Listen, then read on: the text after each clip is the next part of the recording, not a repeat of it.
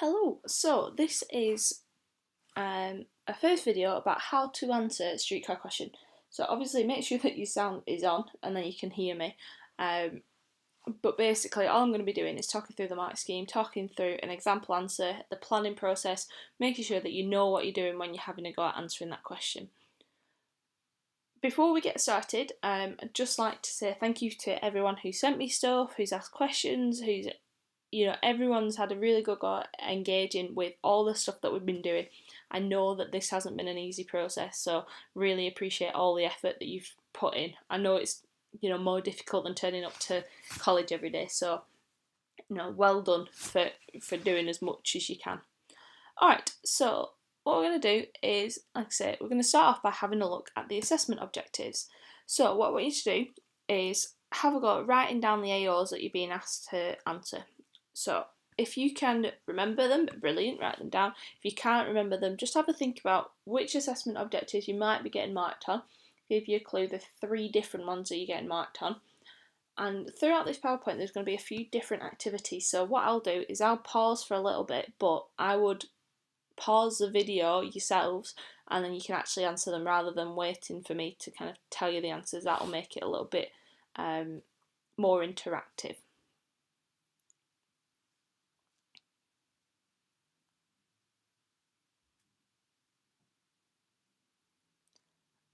Alright, so we're going to move on and have a look at what they actually mean. So, if you have a look at your streetcar booklet on page 3, if you've not got it with you, it's on Moodle in the Beth class bit under streetcar, so dig that out. And on page 3, basically, you get the mark scheme. So, what I want you to have a go at doing is just in your own words, summarise what specifically you're being asked to cover. So, what does each AO want you to do? And just make sure that you actually know what that actually means as well. So do you know what it means when it says, this keyword or that keyword?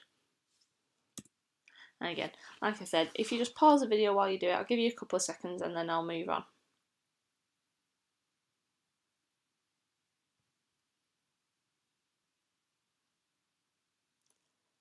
Alright, so if we're looking at the mark scheme then, so the way that I've managed to do it, not managed to bring up each AO at once. It was too technical for me. So what we'll do, we'll just talk through each at the same time, but what you'll notice is at the top I've put how many marks are worth. So AO1 for this is worth 50 marks, and it's what we already know.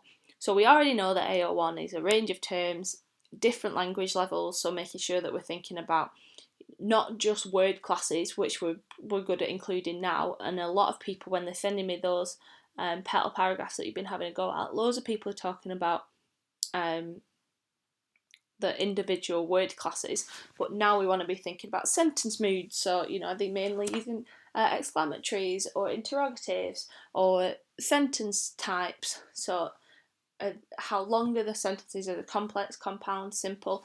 Thinking about the reason why we did Mike and Sophia before we did Streetcar is because a lot of those spoken language techniques we can look at in Streetcar as well. So are there any non-fluency features? Are they pausing quite a lot, or are they hedging or filling?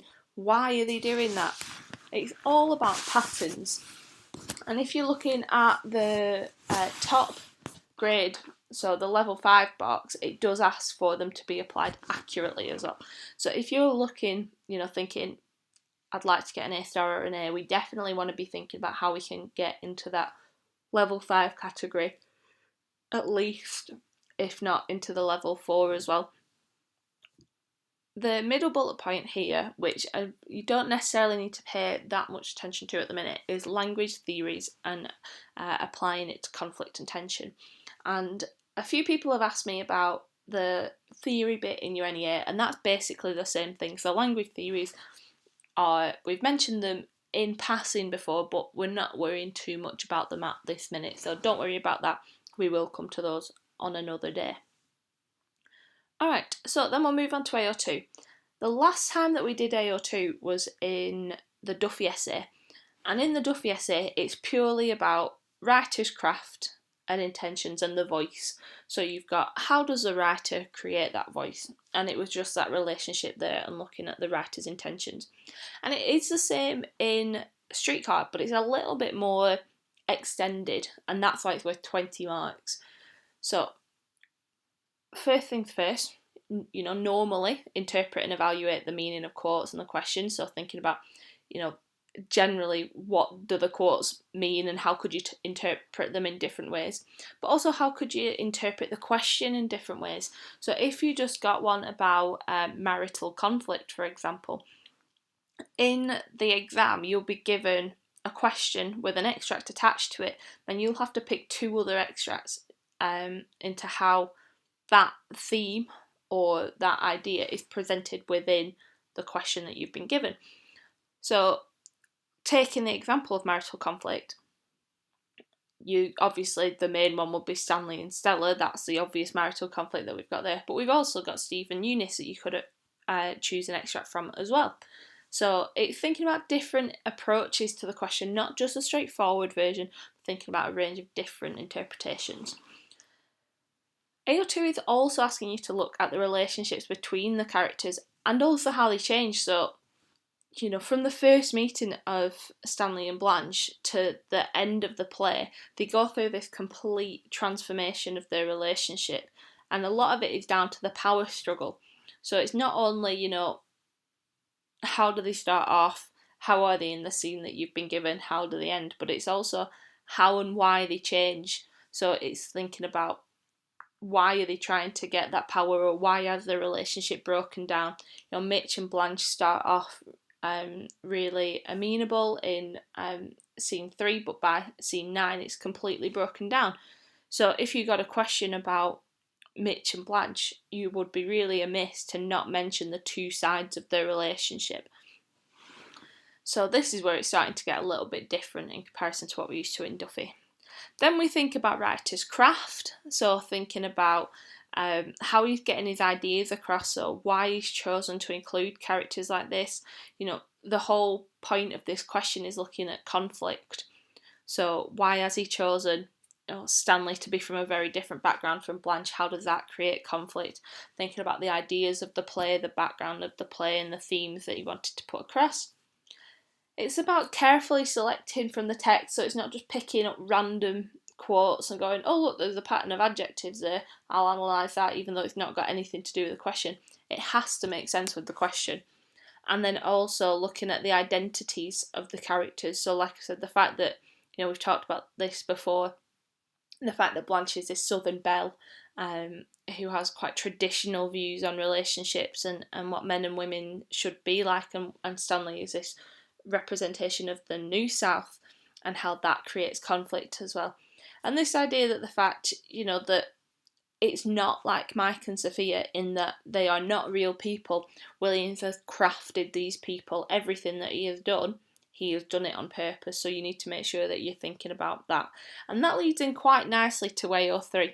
So again, AO3 we're used to with Paris, looking at GAMP and context of production and reception, and we're doing exactly the same here, but obviously instead of the genre being a newspaper article or whatever, here the genre is a tragedy and it's a play, so it's a tragic play. So in your booklets, towards the back of the booklet, there is a page on elements of Shakespearean tragedy, which I would definitely read and have a look at before you do your essay. And it gives you some really good ideas as to the sorts of things that Williams has used, some conventions that you would expect to find, a bit like when we looked at memoirs or autobiographies. There's lots of techniques that we would expect to find in those, no matter who the writer is. It's the same with a tragic play. There's some things that are kind of universal for a tragic play. So I would definitely have a look at those, because it will make it a little bit easier for you in the long run when it comes to writing your essay. So you want to think about the fact that it's a tragedy. You also want to think about the fact that it's a play. So on the 4th bullet point, it says mode, play, plastic theatre techniques. So plastic theatre techniques basically are some of the techniques that Williams uses that aren't to do with the dialogue. So you've got 2 different parts. You've got the stagecraft and you've got the dialogue. when it comes to plastic theatre techniques, that is the kind of the lighting elements. All the description right at the beginning of scene 1, where it's talking about, you know, evoking the scene of New Orleans and the sights and smells and the colours that you will be able to see. Obviously, the audience aren't going to be able to smell the New Orleans, but it's about Williams trying to give the director of the play an idea as to what kind of emotion he wants to create and backdrop. Same with the props and the sounds and the costuming. So we talked about the fact that Blanche is wearing white, which represents purity and innocence.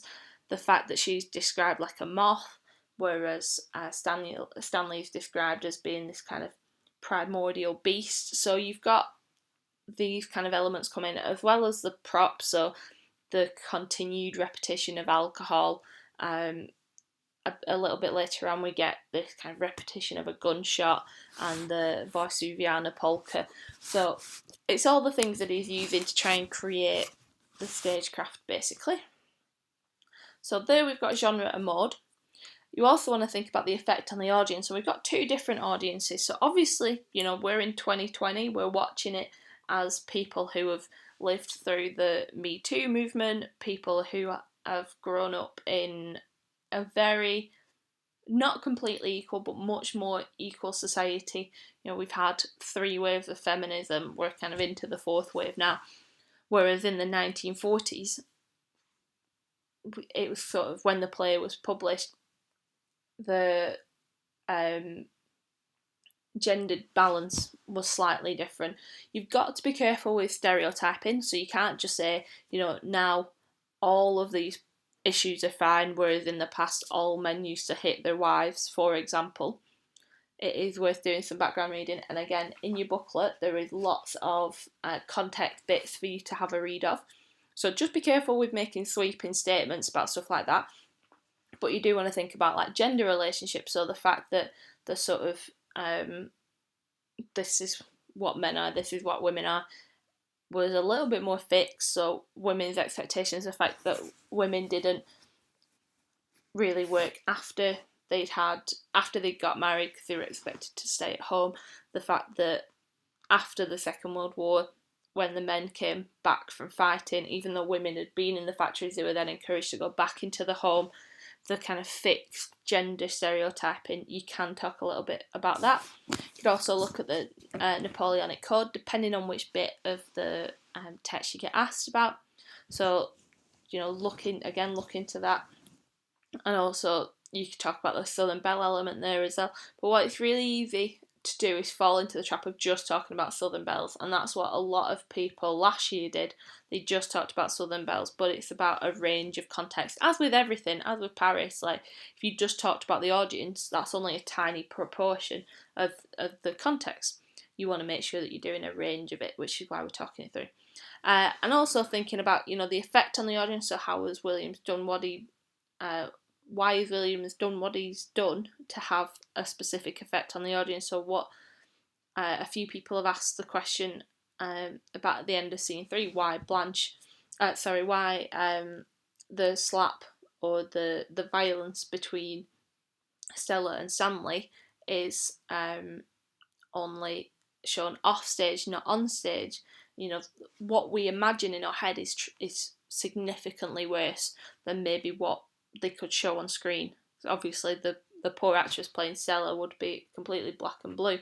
So it's about that kind of element as well. Why has he done what he's done for the stage, for us, both in the 1940s and also now as well. Alright, so as I said at the beginning, if you do have any questions, write them down and then you can email them to me. So at the end, if there's any questions that you don't think I've answered, please make sure that you ask them before you start your essay. Alright, so normally for an essay you would get 2 questions to choose from. You get given 70 minutes, a clean copy of the play, so with no annotations in whatsoever, and you'd have to talk about 2 other extracts or parts of the play, and that feeds into that A or 2 that I was talking about how relationships aren't fixed, they move and change over time.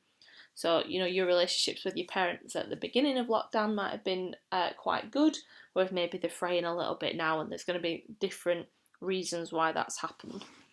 So obviously we've not got clean copies of the play to give you, so you're going to use your copies, but we don't want you to use notes. So with your essay, we're only going to give you one question to choose from to try and stop it from being as complicated as possible. We're going to give you 70 minutes at the same time. Please make sure that you time yourself. Put your phone on airplane mode, put yourself a timer on so you know how long you've got.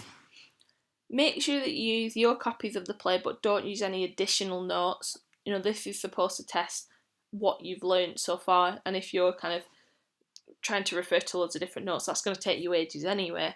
But also, obviously, it's really important that you're trying to keep to the schedule that we would do in class. And you're just talking about the given extract from the play. We're not expecting you to look for any other parts of the play. We've not really studied it enough for you to be able to do that. So again, any questions that you've got, make sure that you're writing them down. So, obviously, the first thing that you do when you're thinking about approaching the question is you need to make sure that you're planning.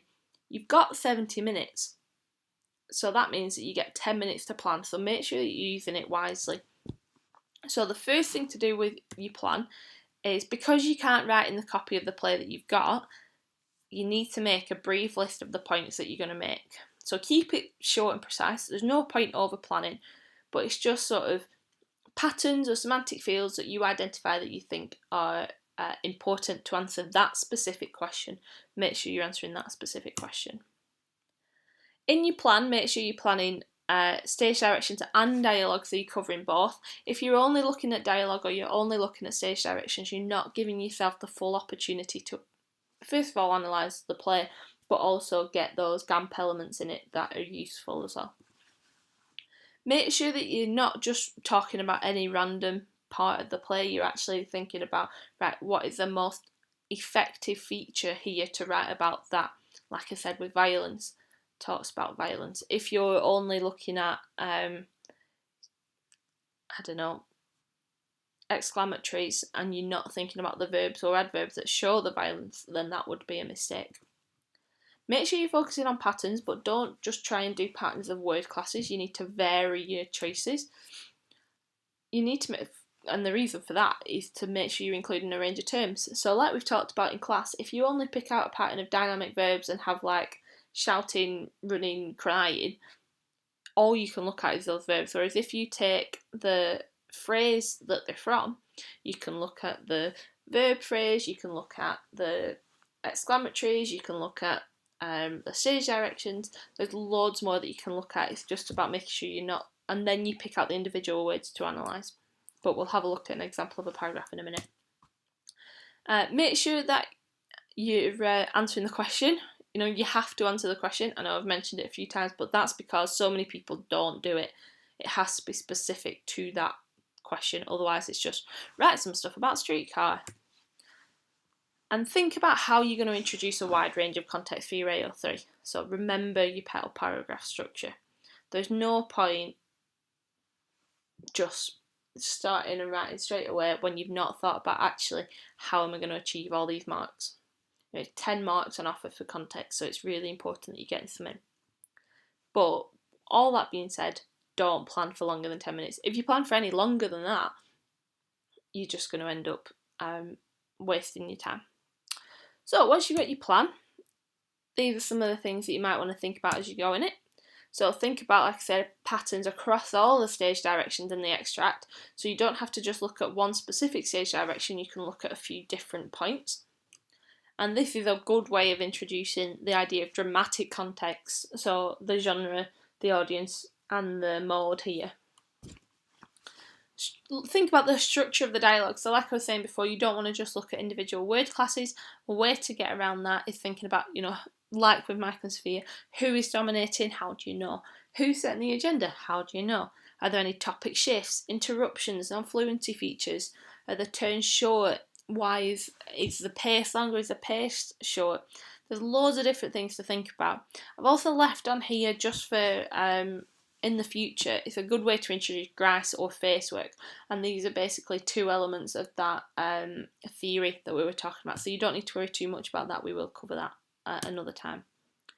Then we want to think about, patterns in the sentence moods, so thinking about exclamatories, types of speech acts, and sentence types. Again, FTA, faith threatening acts, so they're another theory that we'll look at in the future. You can look at the patterns in the word classes, obviously, but just make sure that's not your whole essay. Think about the figurative language, so a lot of what they do is Williams compares his characters to people in the stage directions, but also particularly Blanche uses, she's an English teacher. She loves a metaphor. So think about the metaphors and the similes and the figurative language that they're using to talk about each other. The same with rhetorical techniques. So a lot of it is about persuading and manipulating. So how are they using rhetorical techniques to do that?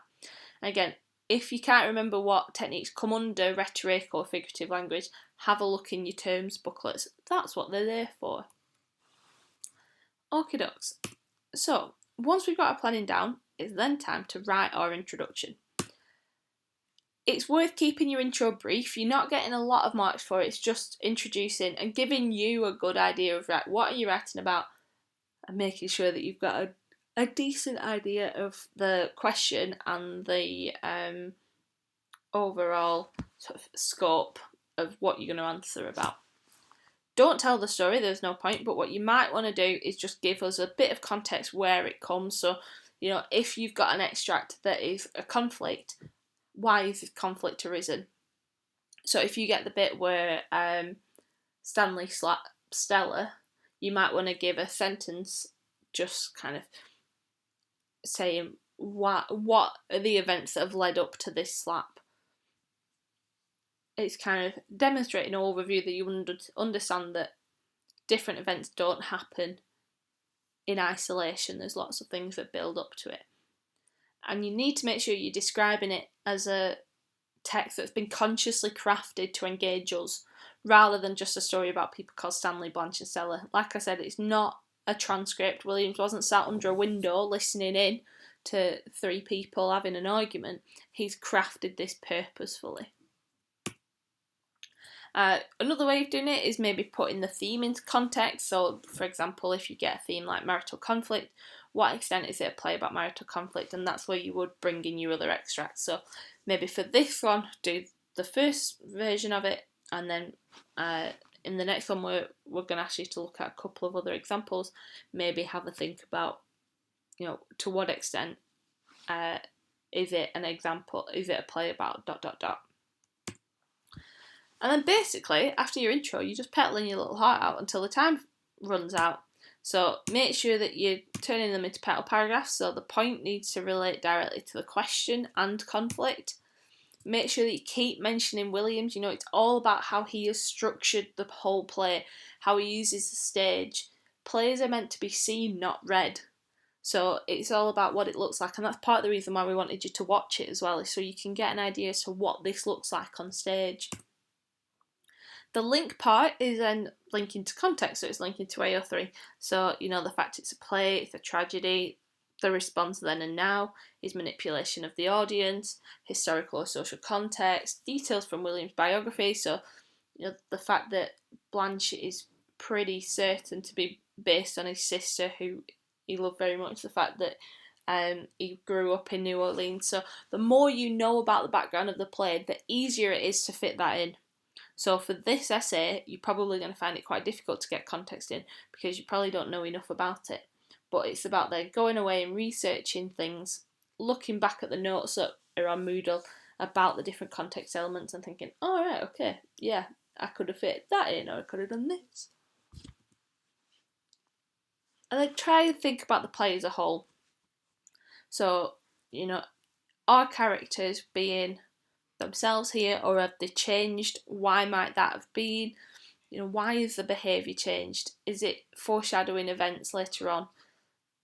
So, like I said earlier, Mitch and Blanche have a really kind of innocent relationship that's almost kind of like your first school relationship. It's all very prim and proper, but then in scene 9 it changes quite a lot. So what you might want to think about is, right, why does it change? For example, is it foreshadowing subsequent events? And again, that comes down to stagecraft, and you can fit that into AO2 and AO3. And then finally, like all combi essays, you don't need a conclusion. And basically it is as simple as that. So I know there's quite a lot to fit in, and especially since we've been teaching this remotely, it is really tricky. And like I said, Kath, Mike and I really appreciate how difficult it is. But it's just about having a go and trying to stay up to date with it as much as possible. So what we're going to have a look at now is just have a talk about an example question and answer.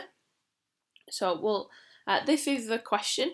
So refer to scene 3 beginning. She turns the knob on the radio and it begins to play. And then in Blanche, where is my little sister? Stella. You can tell I got a C at drama. This interaction occurs towards the end of the poker night scene. Referring to these lines and other parts of the play, explore how and why Williams presents violence.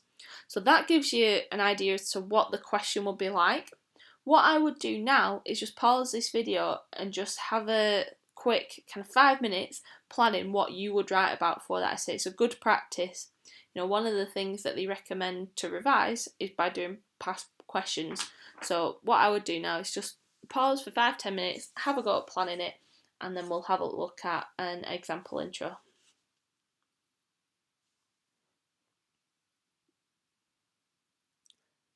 Alright, so we'll move on to the example intro. So if you've not already planned, just pause now. Okie dokes. Alright, so this is an example from a student from last year. It's got some of the elements in it that you would want. It's quite a simple introduction, but it does work quite nicely. It's got quite a lot of the elements in that you would want. So, as A Streetcar Named Desire was written in the 1940s in America, violence is a prevalent theme, especially between Stanley and Stella, as it was more usual at that time for a man to be able to control his wife due to the patriarchal structures of society. Violence is presented by Williams as a masculine trait, as well as something that the characters try to control to avoid people being harmed. However, by the end of the scene, the previous violence appears to have had little impact as Stella returns to Stanley. So this is a nice overview, first of all, of violence in the play. So that's what the question is. It also gives us a little bit of AO3 as well, so where they're talking about the patriarchal structures of society. They've not said overall men should control his wife, but they have put in, it's more usual at that time. So again, a bit of context. And the way that they've put control in inverted commas is good, because they're not saying necessarily that they were controlling, but it's more that because women didn't have their own forms of income, to an extent they were controlled by what their husbands sort of, again, in inverted commas, allowed them to do. So hopefully that gives you a nice idea as to what kind of things you could be putting in. What we're going to do now is move on and have a look at an example petal paragraph. So if you've not planned petal paragraphs before, what I would do now is just pause again and just have a think about what petal paragraphs you could potentially look at for both the stage directions and also the dialogue as well. Because remember, you need to talk about both of those things. Alright, so we're going to move on. So this is the second petal. The reason why I've included the second petal rather than the first petal had quite a lot of the theory stuff in that, again, I didn't want to include to confuse you. So, the violence displayed by Stanley in this extract is also portrayed as being expected. The adverbs used to describe how the men are acting and speaking, such as feebly, when telling Stanley to stop, and quietly and lovingly when talking to Stanley, as well as the epithet my boy used to address Stanley. This shows how the men expect Stanley to act in such a way, so they don't do much to try and stop him from being violent to Stella. They are not shocked at Stanley's violence, but instead are sympathetic towards him. This is furthered when Eunice uses the noun phrase same as last time. The temporal deus last time showing here that Stanley has been physically violent to Stella before. This is reflective of how people viewed masculinity and marriage during this period. Women were viewed as a property of men to do with what they wanted, and hegemonic masculinity was desirable for men. So, Williams has created Stanley as a character who demonstrates hegemonic masculinity treats Stella like his property to reflect how the general views of the time were damaging. So again, while they have picked out individual adverbs, and that's the pattern that they're looking at, they also talk about a range of terms. So epithet, we've got noun phrase, temporal deesis. So there are a few different elements of AO1 in there, a few different language levels. As well, they're picking apart individual words and saying, this shows that they're not shocked at Stanley's violence. And then the last bit, the last kind of sentence or two, is a historical context for the audience as well. So it kind of fits in nicely the petal structure, and it also sort of makes sure that they're answering the question, always looking at violence. The second word is violence. It's used all the way through, violent, violent, all the way through like that. So hopefully that gives you a good idea as to the kind of things that you might want to put into your petal paragraph. Hopefully this has been quite useful. Like I said, if you have got any questions, please make sure that you email me or you talk to me in one way or another, and we'll send you some feedback obviously once you've sent your essays. But it's really important that you're trying to keep to the timings, keep to that 70 minutes, make sure you're using it wisely, because when you do the exam next year, if you've not practiced the timing properly, then you're only screwing yourself over. Alright, so it's been nice to kind of speak to you, and hopefully I will see you in the near future. Have a very nice afternoon.